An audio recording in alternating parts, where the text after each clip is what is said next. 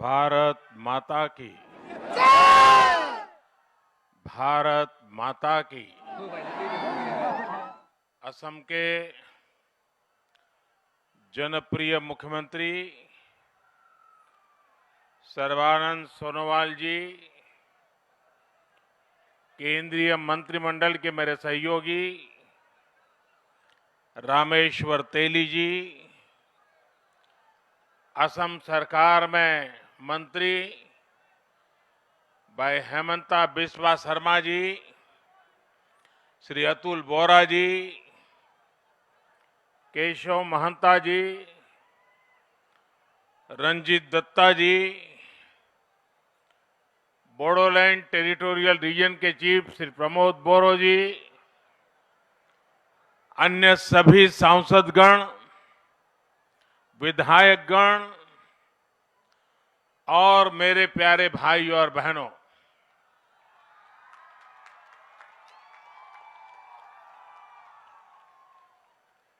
मोर भाई बहन साहब, तहनी देर की खबर भाले तो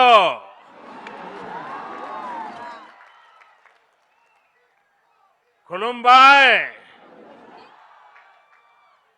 कौन था मोन्हा माबोरे दे। पिछले महीने मैं असम में आकर के गरीब, पीड़ित, शोषित, वंचित समाज के लोगों को जमीन के पट्टों के वितरण के कार्यक्रम का हिस्सा बनकर के मुझे एक सौभाग्य मिला था।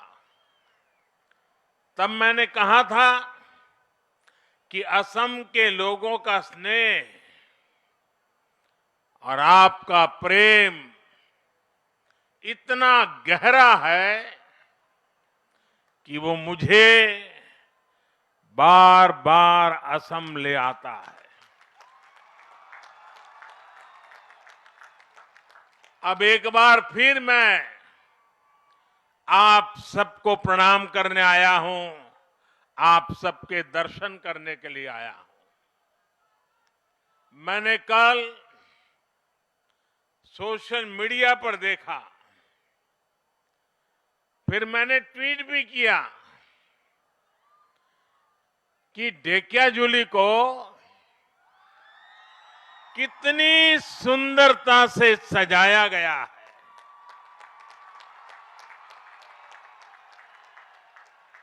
इतने दीप आप लोगों ने प्रज्वलित किए। इस अपनेपन के लिए मैं असम की जनता के चरणों में प्रणाम करता हूं।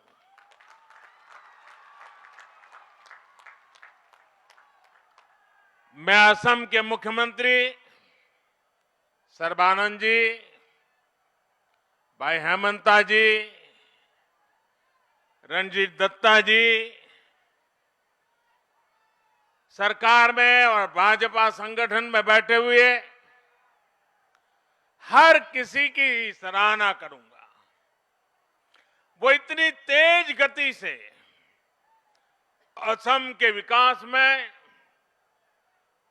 असम की सेवा में लगे हैं कि मुझे लगातार यहां विकास के कार्यक्रमों में आने का अवसर मिलता रहा है। आज का दिन तो मेरे लिए एक और वजह से बहुत खास है। आज मुझे सोनितपुर ढेकियाजुली की इस पवित्र धरती को प्रणाम करने का अवसर मिला है। ये वही धरती है जहां रुद्रपद मंदिर के पास असम का सदियों पुराना इतिहास हमारे सामने आया था। ये वही धरती है जहां असम के लोगों ने आक्रमणकारियों को हराया था, अपनी एकता, अपनी शक्ति, अपने शौर्य का परिचय दिया था।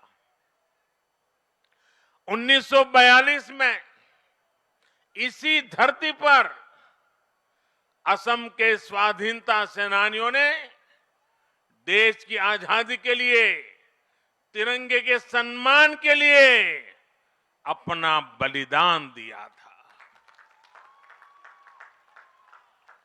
हमारे इन्हीं शहीदों के पराक्रम पर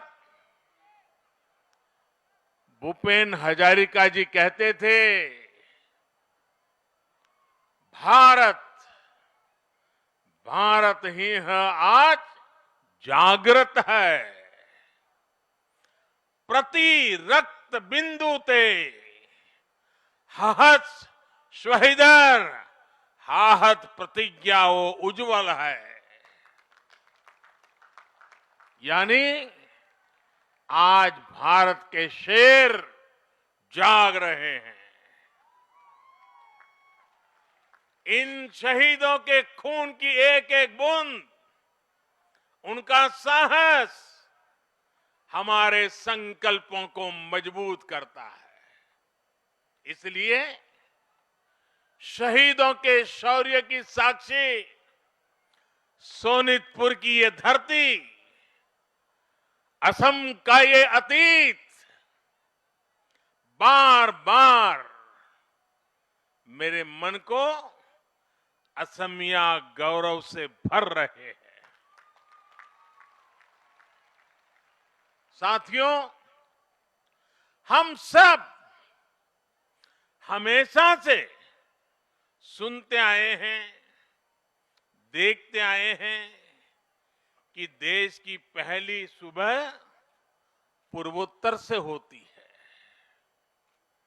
लेकिन सच्चाई ये भी है कि पूर्वोत्तर और असम में विकास की सुबह को एक लंबा इंतजार करना पड़ा है।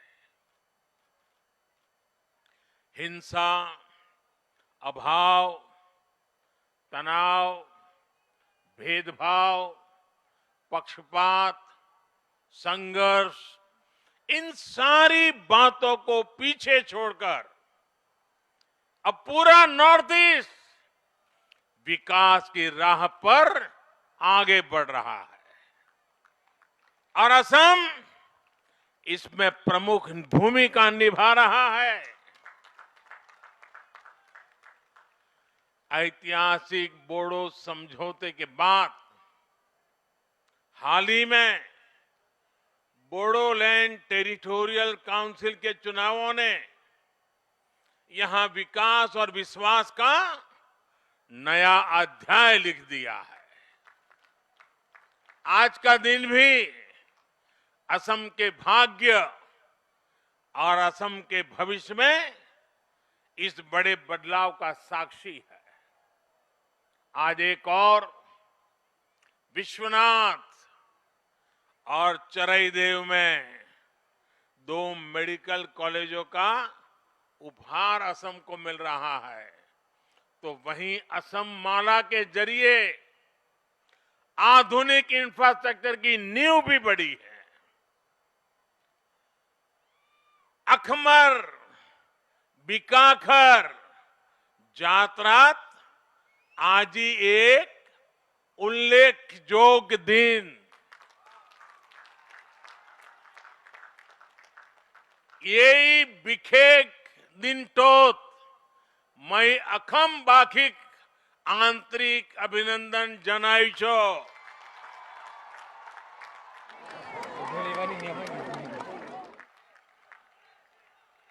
साथियों, एकजुट प्रयासों से, एकजुट संकल्पों से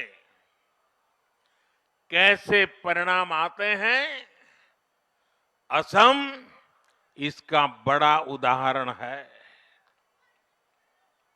आपको 5 साल पहले का वो समय याद होगा जब असम के ज्यादातर दूरदराज इलाकों में अच्छे हॉस्पिटल केवल सपना होते थे।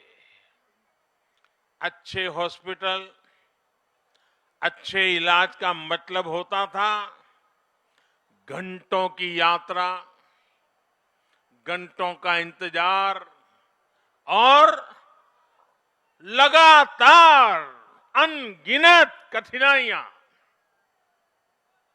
मुझे असम के लोगों ने बताया है कि उन्हें हमेशा यही चिंता रहती थी कि कोई मेडिकल इमरजेंसी ना आ जाए, लेकिन ये समस्याएं अब तेजी से समाधान की ओर आगे बढ़ रही है।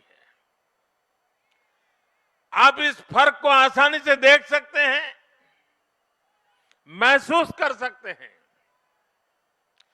आजादी के बाद से 7 दशकों में, यानी 2016 तक असम में केवल 6 मेडिकल कॉलेज होते थे। 6। लेकिन इन 5 सालों में ही असम में 6 और मेडिकल कॉलेज बनाने का काम शुरू किया जा चुका है।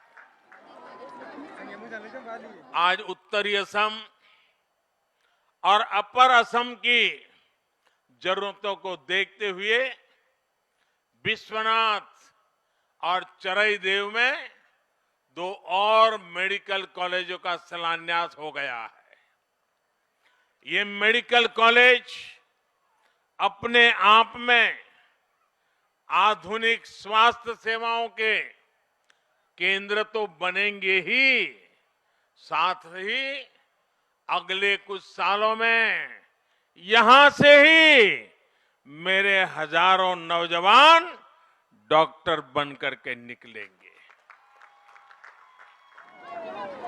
आप देखिए, 2016 तक असम में कुल एमबीबीएस सीट्स करीब 750 ही थी,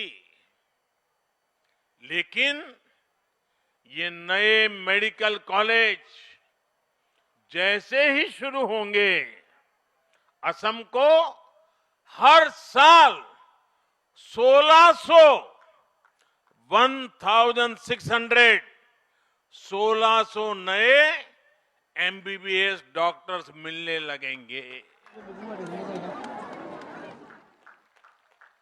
और मेरा तो एक और सपना है, बड़ा साहसपूर्ण सपना लगता होगा, लेकिन मेरे देश के गांव में, मेरे देश के गरीब के घर में टैलेंट की कोई कमी नहीं होती है। उन्हें अवसर नहीं मिला होता है। आजाद भारत जब 75 में प्रवेश कर रहा है, तो मेरा एक सपना है, हर राज्य में कम से कम एक मेडिकल कॉलेज, कम से कम एक टेक्निकल कॉलेज वो मातृभाषा में पढ़ाना शुरू करें। क्या असमिया भाषा में पढ़कर के कोई अच्छा डॉक्टर नहीं बन सकता है क्या? आजादी के 75 साल होने आए, और इसलिए चुनाव के बाद जब नई सरकार बनेगी असम में,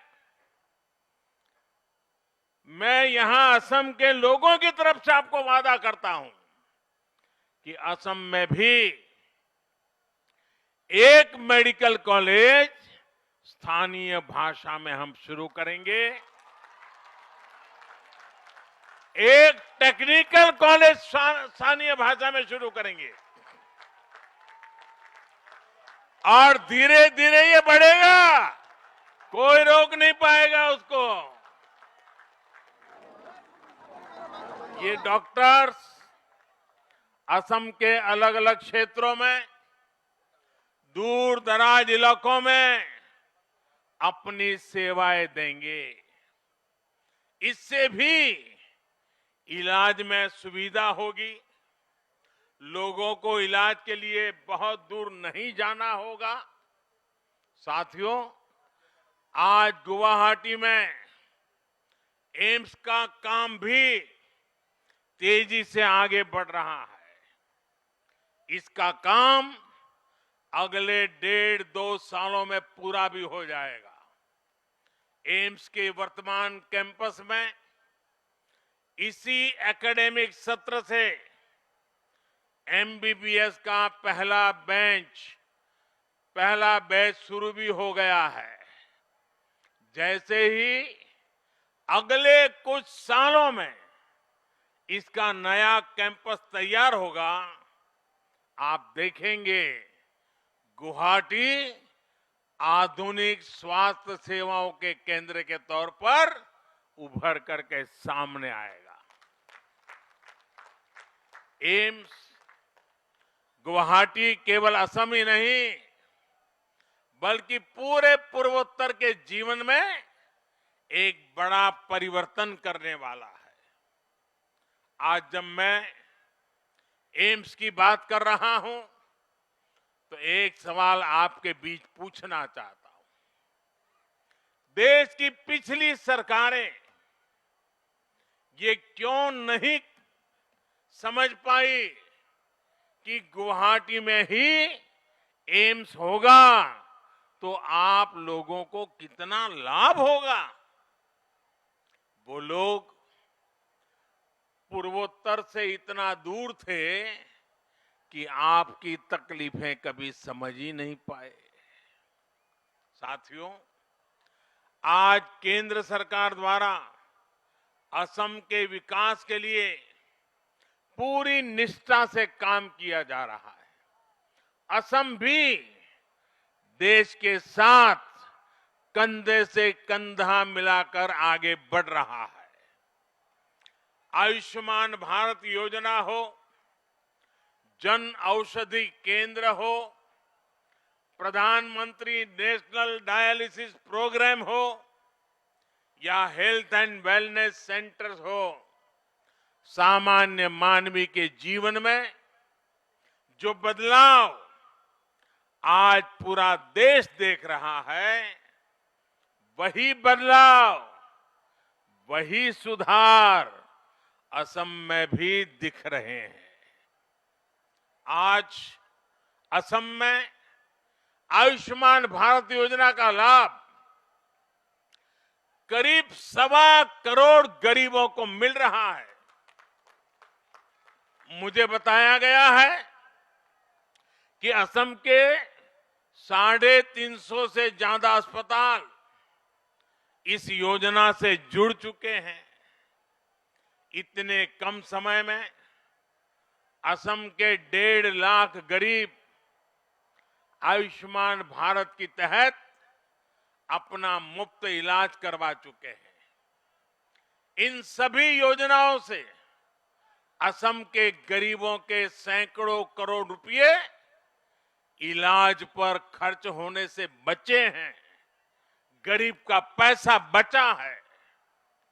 आयुष्मान भारत योजना के साथ ही लोगों को असम सरकार के अटल अमृत अभियान से भी फायदा हो रहा है। इस योजना में गरीबों के साथ ही सामान्य वर्ग के नागरिकों को भी बेहद कम किस्त पर स्वास्थ्य बीमा का लाभ दिया जा रहा है।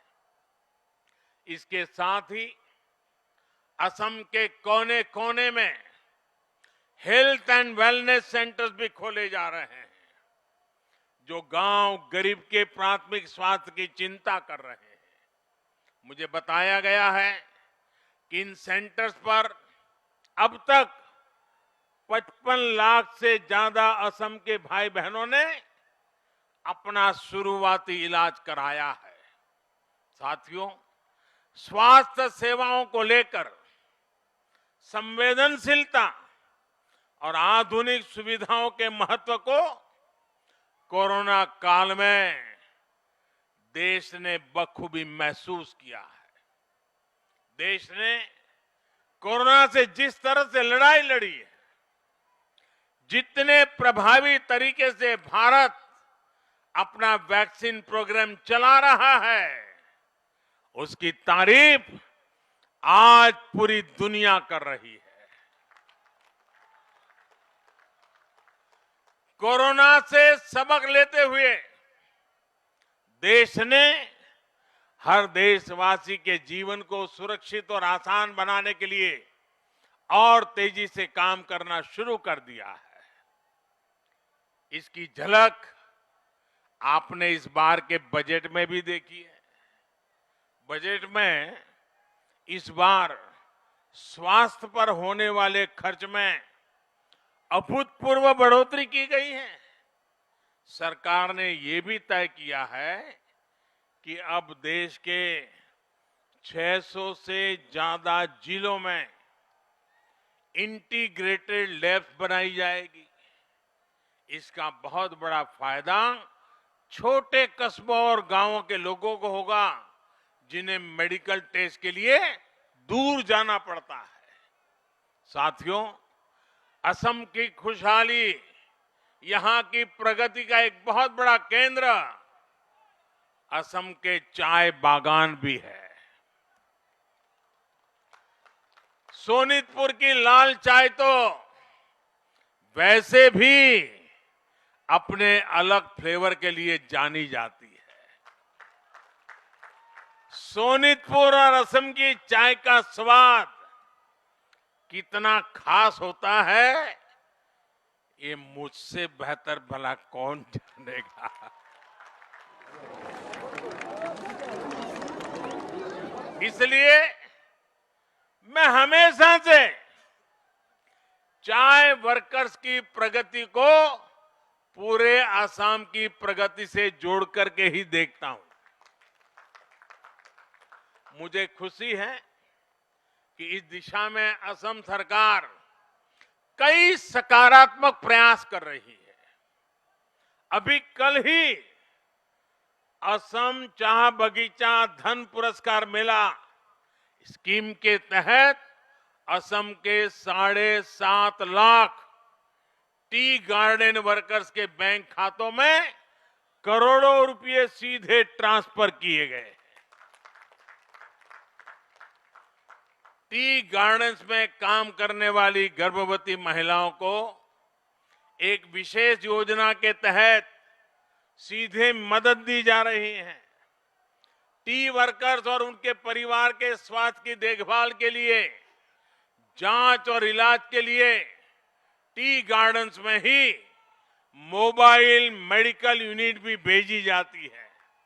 मुफ्त दवाओं का भी इंतजाम किया जाता है। असम सरकार के इन्हीं प्रयासों से जुड़कर इस बार देश के बजट में भी चाय बागान में काम करने वाले हमारे भाइयों और बहनों के लिए 1000 करोड़ रुपए की विशेष योजना की घोषणा की गई। टी वर्कर के लिए 1000 करोड़ रुपए। ये पैसा आपको मिलने वाली सुविधाओं को बढ़ाएगा, हमारे टी वर्कर्स का जीवन और आसान बनाएगा। साथियों, आज जब मैं असम के टी वर्कर की बात कर रहा हूं, तो मैं इन दिनों देश के खिलाफ चल रहे षड्यंत्रों की भी बात करना चाहता हूं। आज देश को बदनाम करने के लिए साजिश रचने वाले इस स्तर तक पहुंच गए हैं कि भारत की चाय को भी नहीं छोड़ रहे। आपने खबरों में सुना होगा, ये साजिश करने वाले कह रहे हैं कि भारत की चाय की छवि को बदनाम करना है। योजनाबद्ध तरीके से भारत की चाय की छवि को दुनिया भर में बदनाम करना है। कुछ दस्तावेज सामने आए हैं जिनसे खुलासा होता है कि विदेश में बैठी कुछ ताकतें चाय के साथ भारत की जो पहचान जुड़ी है उस पर हमला करने की फिराक में है। क्या आपको ये हमला मंजूर है? आपको ये हमला मंजूर है? इस हमले के बाद चुप रहने वाले लोग मंजूर है आपको? हमले करने वालों की तारीफ करने वाले मंजूर है क्या आपको? हर किसी को जवाब देना पड़ेगा जिन्होंने हिंदुस्तान की चाय को बदनाम करने का बीड़ा उठाया है। और उनके लिए यहां जो चुप बैठे हैं, ये सभी राजनीतिक दलों को हर चाय बागान जवाब मांगेगा। हिंदुस्तान की चाय पीने वाला हर इंसान जवाब मांगेगा। मैं असम की धरती से इन षड्यंत्रकारियों से कहना चाहता हूं, ये जितने मर्जी षड्यंत्र कर ले, देश इनके नापाक मंसूबों को कामयाब नहीं होने देगा। मेरा टी वर्कर इस लड़ाई को जीत के रहेगा। भारत की चाय पर किए जा रहे इन हमलों में इतनी ताकत नहीं है कि वो हमारे टी गार्डन वर्कर्स के परिश्रम का मुकाबला कर सके। देश इसी तरह विकास और प्रगति के रास्ते पर बढ़ता रहेगा। असम इसी तरह विकास की नई नई ऊंचाइयों को छूता रहेगा। असम के विकास का ये पहिया इसी तेज गति से घूमता रहेगा। साथियों, आज जब असम में हर क्षेत्र में इतना काम हो रहा है, हर वर्ग और हर क्षेत्र का विकास हो रहा है, तो ये भी जरूरी है कि असम का सामर्थ्य और बढ़े। असम के सामर्थ्य को बढ़ाने में यहां की आधुनिक सड़कों और इंफ्रास्ट्रक्चर की बड़ी भूमिका है। इसी को ध्यान में रखते हुए आज भारत माला प्रोजेक्ट की तर्ज पर असम के लिए असम माला की शुरुआत की गई है। अगले 15 सालों में असम में चौड़े हाईवेज का जाल हो, यहां के सभी गांव मुख्य सड़कों से जुड़े, यहां की सड़कें देश के बड़े शहरों तक आधुनिक हो। असम माला प्रोजेक्ट आपके सपनों को पूरा करेगा, आपका सामर्थ्य बढ़ाएगा। पिछले कुछ सालों में असम में हजारों किलोमीटर सड़कें बनाई गई हैं, नए नए पुल बनाए गए हैं। आज भूपेन हजारिका ब्रिज और सरायघाट ब्रिज असम की आधुनिक पहचान का हिस्सा बन रहे हैं। आने वाले दिनों में ये काम और भी तेज होने वाला है। विकास और प्रगति की गति को बढ़ाने के लिए इस बार बजट में इंफ्रास्ट्रक्चर पर अभूतपूर्व जोर दिया गया है। एक तरफ आधुनिक इंफ्रास्ट्रक्चर पर काम, तो दूसरी तरफ असम माला जैसे प्रोजेक्ट से कनेक्टिविटी बढ़ाने के काम। आप कल्पना करिए, आने वाले दिनों में असम में कितना काम होने वाला है और इस काम में कितने युवाओं को रोजगार मिलने वाला है। जब हाईवेज बेहतर होंगे, कनेक्टिविटी बेहतर होगी, तो व्यापार और उद्योग भी बढ़ेंगे, पर्यटन भी बढ़ेगा। इससे भी हमारे युवाओं के लिए रोजगार के नए अवसर तैयार होंगे, असम के विकास को नई गति मिलेगी। साथियों, असम के प्रसिद्ध कवि रूप कंवर ज्योति प्रसाद अग्रवाल की पंक्तियां हैं, मेरी नया भारत की नया छवि जागा रे जागा रे। आज इन्हीं पंक्तियों को साकार करके हमें नए भारत को जगाना है। ये नया भारत आत्मनिर्भर भारत होगा। ये नया भारत असम को विकास की नई ऊंचाइयों पर पहुंचाएगा। इन्हीं शुभकामनाओं के साथ आप सबको बहुत बहुत धन्यवाद, बहुत बहुत शुभकामनाएं। मेरे साथ दोनों मुट्ठी बंद करके पूरी ताकत से बोलिए, भारत माता की, भारत माता की।